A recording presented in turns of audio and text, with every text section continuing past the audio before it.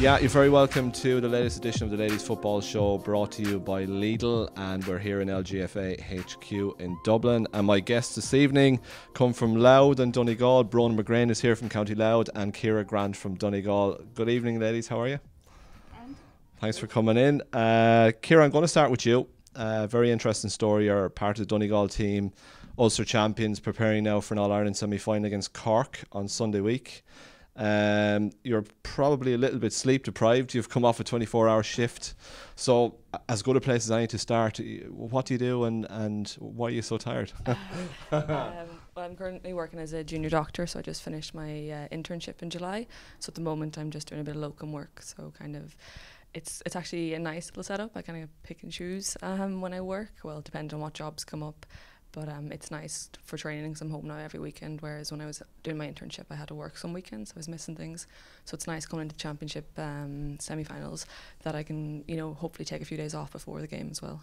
Okay, we had Ciara Hegarty in here not so long ago as well, and she was talking about the journey up and down. It might be 4 hours to get up to train and 3 hours back. Are you in a similar boat? I'd be riding shotgun with her. Yeah, in the same car? Yeah, usually there's about 5 of us that go down, so we kind of try to change who drives each week. I don't have a car, so I usually get away with it. But there's about 5 of us. 2 girls are trained. One's a teacher and one's training to be a teacher. So during those months they're up as well. Okay. So there can be 7 of us up in Dublin at some stages. So it was, during the start of the season we all trained up here as well. Okay. Sometimes out in Abbottstown, so that was nice as well. But when I got closer to the games, Maxi wanted us coming home and having group collective sessions. Okay, we'll talk to you a bit more about Maxi and the impact he's had, and your soccer background as well, Ciara. We'll pass over to Bronagh from County Louth. Bronagh, lecturer in PE at the Institute of Education in DCU, coach developer with Ladies Gaelic ourselves. Your research areas include functional movement skills, physical activity, school-based interventions. That's a hell of a Twitter bio that you put together. Yeah, you found me out, I think. No, thanks for coming in. I mean, some of the stuff is really interesting. You're obviously involved with the Gaelic for Girls in your home club as well. This year I'm kind of taking on the role of coach development officer in our own club, Stavan and Parnell. So we threw in the application form for Gaelic for Girls, and I ended up getting the job of running it. So it was very successful, and you can see the work that is being done and the benefit it is to all the girls. Like, we thought we'd get about 20 and we'd 69. I think I nearly died the first day. Yeah. I was like, where are these coming from? Then it was the job of getting more coaches to cope with the numbers. But it's definitely success. Some of the development initiatives from LGFA and Lynn Savage, the National Development Officer, you'll know particularly well as well. It's really it's going exceptionally well. Whenever we put the call out for applications, absolutely flooded with them. Yeah, even after doing it this year, then I know other clubs have said to us, "Oh, how did you get involved in that? We'd love to next year." And you're saying, "Well, just throw in the form and hopefully, But definitely, like, all the girls in our area and the surrounding areas, they just want to be involved in ladies football now. Where years ago we might not have had that opportunity. So. Okay, we have you in to talk football as well, and there's a piece of silver on my left hand side that you'll be particularly interested in. Ciara, that's the pot you're looking for. You were over in London at the weekend, Bronagh? Yeah, we were over playing London. Got back Sunday night about 11 o'clock, so not as bad as Ciara having to work yesterday. I had the day off, luckily enough. But yeah, we'd a successful trip over. Yeah. So you beat London to top the group.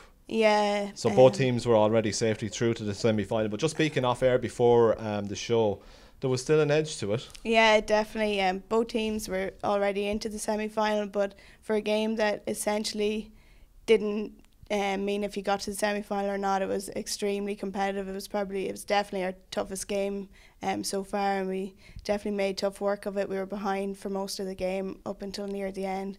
We just couldn't get our nose in front, and we did with 1 minute left of normal time, and then into extra time we pushed away a bit. But definitely it was a tough game, especially with travelling on top of it. Absolutely. It kind of throws you a little bit, no matter how prepared you are. Yeah, I mean, you're not in your own bed.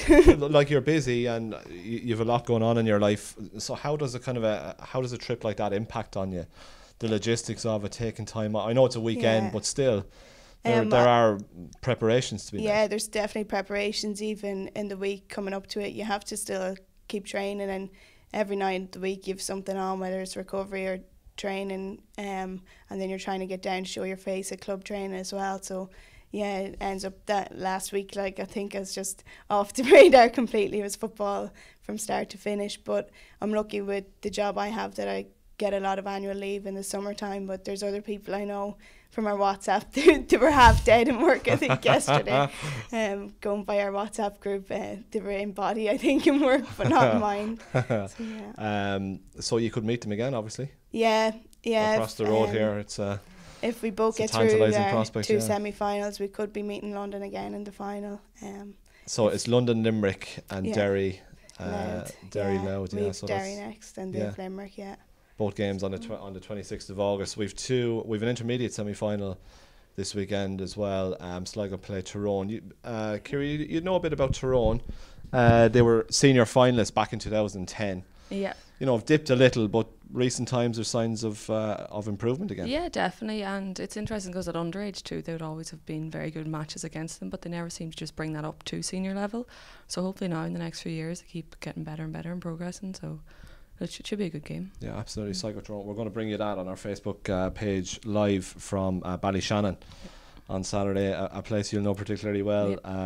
Ciara, just to go back to a former life for you, and it might be a life again, your time as a soccer player and a soccer international with 16 caps.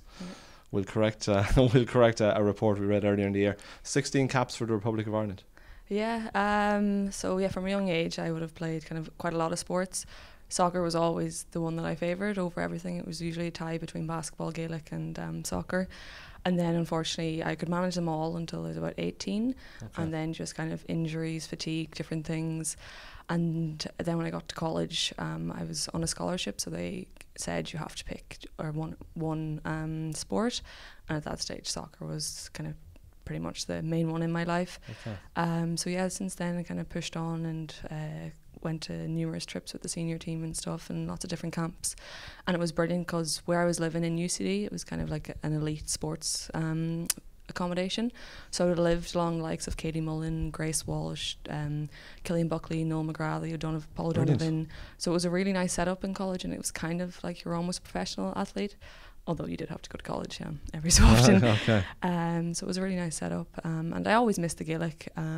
Always had a love for it, and used to see the girls going off to it and stuff. And in UCD, there's so many pitches, so you'd walk past the girls training every night. But just unfortunately, my body couldn't take it, and I wouldn't have been able to give my all to the soccer if I tried to do both. Okay. Would you have got to know, like you name check some famous athletes there. Yeah. Would you have got to know them particularly well? Would you still be in touch with some of them? We all lived together. So it was about 4 apartments by the end, 4 apartments of 12 people. Wow. So when I started, I was the second year in the scholarship. So it was there's academic strands as well. So there was kind of more academic people at the start. But when I was leaving in 6th year, there was, I'd say, about 70 athletes. Mark English. I could name a lot. Wow. Yeah. So it was really kind of unique environment. I know DCU and different places do have scholarships like that, but I think it was quite a good diverse group in UCD.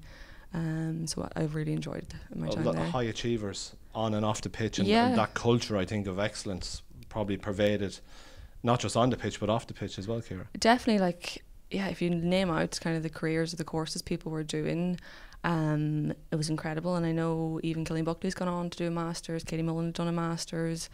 So yeah, it was good to see the kind of balance of academia and sports at such high levels across all fields, and that it can be done. And UCD were very accommodating, and now we did have our gym and pitches, on site, so everything was kind of set up perfectly to balance the both.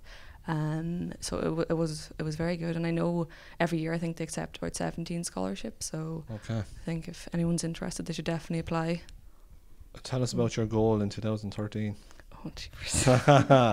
I'm reading it out here. A memorable goal for Raheny in the WFAI Cup final. A stunning effort from distance against Castlebar Celtic.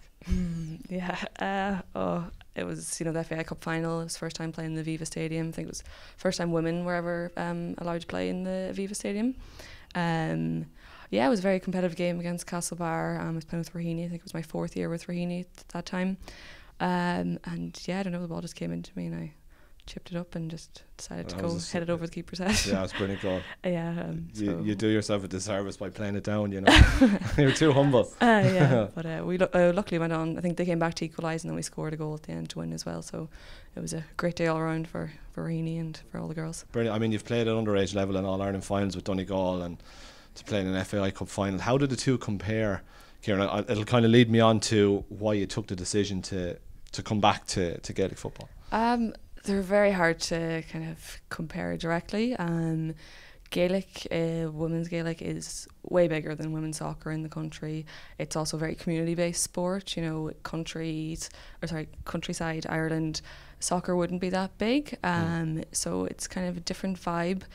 When I moved up to Dublin, I just seen this whole new world of soccer, because when I was at home, you know, you're kind of 13 playing on the senior women's team that maybe had 12 players, 4 teams in the league. But when you came to Dublin, it was a whole new scene and lots of very talented girls. But just unfortunately, there is competition in Ireland because not that many girls as a whole are playing sport, and the ones that do tend to play sport are good at all sports, and you kind of have to pick one or the other. And Gaelic just has a bigger pull at the moment. But the soccer, for me, it was just a personal decision. I love soccer and that's why I chose it, just when it came down to not being able to play the both. But as the years went on in college and stuff, things got a bit hard to balance, and just I had to move to UCD Waves for the last 2-3 years of my degree, because I was scholarship bound, and just things kind of changed as the league got better and as players got better. They went over to England, so the standard of the league started to drop a little bit, and just sport then became something that I had to do instead of enjoying it. So I made a decision in my final year to just take a few months out from everything. And then I was walking past the Gaelic pitches in UCD and the bees were training, and I was like, this would be a great way to just even enjoy a bit of sport again. And it was the best decision I ever made. I had the best last semester ever. It was great crack, all these 18-year-olds running around, and yeah, less pressure as well. Oh, definitely. Yeah. It was all fun, and the two coaches were brilliant. They were actually my age. Some of the girls were very shocked that I was in 6th year in college. But no, it was very good. Excellent. Maxi called you in earlier this year. I think your debut, you scored 2 goals against Kerry. Yeah. So quite a way to make an impact. Yeah. And then after that, I think you picked up, you were saying, a bit of a knock, which yeah, probably put you back a little bit. Yeah, so it was very different coming back to how Gaelic used to be played 5-6 years ago. Sure. It's a big running game now, whereas back in the day, I think I used to be like a number 11 and would kind of play the ball out to all the other positions, but unfortunately now it's a running game and it comes from deep up, so it was very hard to get my head around that. And I also love to kick the ball, which also doesn't happen much in women's football anymore, so it was a big change. But yeah, I worked myself back in, was really starting to get into the flow of things, but just unfortunately we had a training weekend after the league and I broke my hand in a very kind of a non-challenge. Me and one of the girls just kind of very innocuous. Yeah, and it was fine, got an x-ray, there was no break, went back to work, was getting sore, so I got an MRI, and yeah, there was a fracture, so unfortunately then I was cast bound. Pros and cons, like I was still able to train with the girls. Okay. Probably going against medical advice, but kept up with training and stuff, so that was one good thing. But just unfortunately, handling is, coming from soccer, was one thing I really had to work on, so it did set me back. But I'm working hard, and I got a few minutes there against Tip and got on against Kerry again, so hoping to push on as well. Okay, good stuff. Brilliant, Ciara. Bronagh, back to yourself. It's been a challenging year for Louth. Sadly, earlier on this year, McEwen, Louth's former manager, passed away. Very, very sad circumstances. We heard the news here and we were left very saddened and shocked by it. Darren Bishop has come in since. How did you manage to come to terms with Mehall's passing? I think, to be honest, it probably brought us closer together as a group. We played the day that Mehall sadly had a stroke. We played that day against Kilkenny. It was a home game, and we didn't know how serious the damage probably was at that stage. And Mehall wanted us to play, so we went out and won that game. The next game then, we had his funeral in the meantime. We were meant to play Carlow, but it was kind of a pointless fixture because we already knew we were playing Carlow in the Leinster final, so we didn't actually have to go through with that game, which was good because I think it would have been very raw at that stage. It was the same week as his funeral, but we rallied around and probably showed our support in terms of Guard of Honour, and it definitely brought us closer together. And coming into the Leinster final then with Darren over us, I think we all, including Darren, had the same goal in mind that day, and Darren will even say himself that we were like a team just possessed that day. I think coming in at half time, he'll often refer to just that we wanted, you could tell the want on us to win, and there was probably nothing that would have stopped us on that day.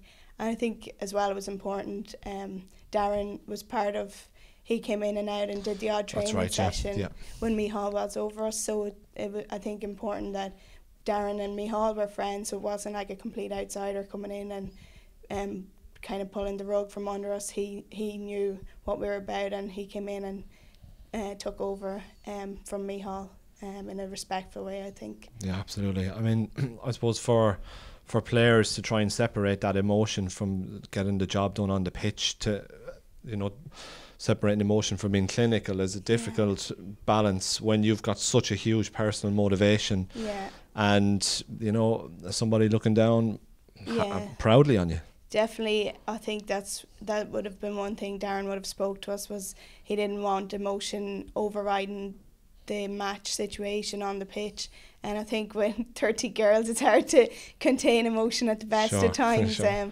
So there was a bit of emotion in the dressing room, but luckily we could put it in to practice on the field. It doesn't always work that way, but luckily we did get away with the win, and Mehall's wife Mary was there to celebrate with us. So it was as nice of an occasion as it could be given the circumstances. Yeah, and it's been a really strong campaign so far.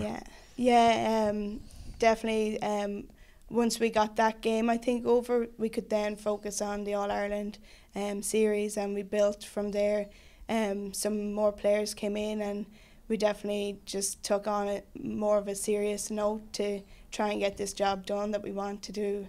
And there is that thing in the back of your head that we do want to do it for Mehall as well, please God, but it's just not that easy, I think. But hopefully, and we still get texts off his wife wishing us luck and thanking us for winning and that type of thing. So definitely it's still a part even if he's not here. Yeah, well said, Bronagh. And it's just the way you've carried yourself since has been absolutely impeccable, and there might be an absolutely brilliant finish to the season yet across the road. Who knows? Unfortunately, sport doesn't always end in fairy tales, but we'll work hard and hopefully get there. Okay, Bronagh, Ciara's spoken about trying to juggle everything and life and work and that. How do you manage? Because to let viewers know, Bronagh came up from Louth today and is going back down for training later on, so thanks for that. So for me to ask you about juggling the balance is probably a little bit strange, but anyway. It's not too bad.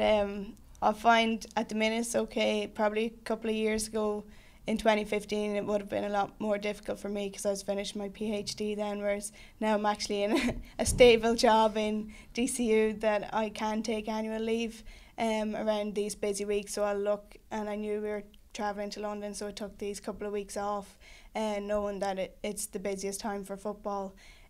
But yeah, you do have to juggle absolutely everything around football. Even like today when you rang me, I was going, what will I eat before training then? So you do become a bit very selfish and obsessed with gearing your whole life around training. But yeah, hopefully we get the rewards, and if not, we won't be far off. So. I wish you well, Bronagh. Ciara, can you relate to the mindset that Bronagh has there, that single-minded determination to there can be no obstacles if you want to achieve what you want to achieve? That's it. Like, the game's becoming more and more professional, and fitness levels are increasing, strength's increasing.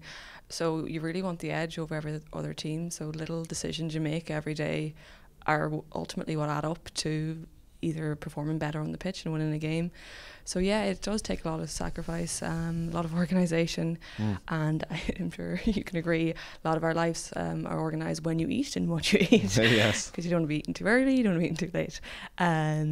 But yeah, no, I think coming back into the Gaelic this year, like, it's at a whole new level to what I remember it at. You know, everything's taken care of, every little detail is thought about, and county boards, I know, are really stretching themselves to try and support all the teams the best they can, and it's showing. You know, the support last year at the All-Ireland final, even this year, you're talking about the stream views there, things that you probably are noticing yourself from stats and all. So yeah, like it takes a little bit of hard work, but that's all amateur sport, and that's just not females, that's males as well.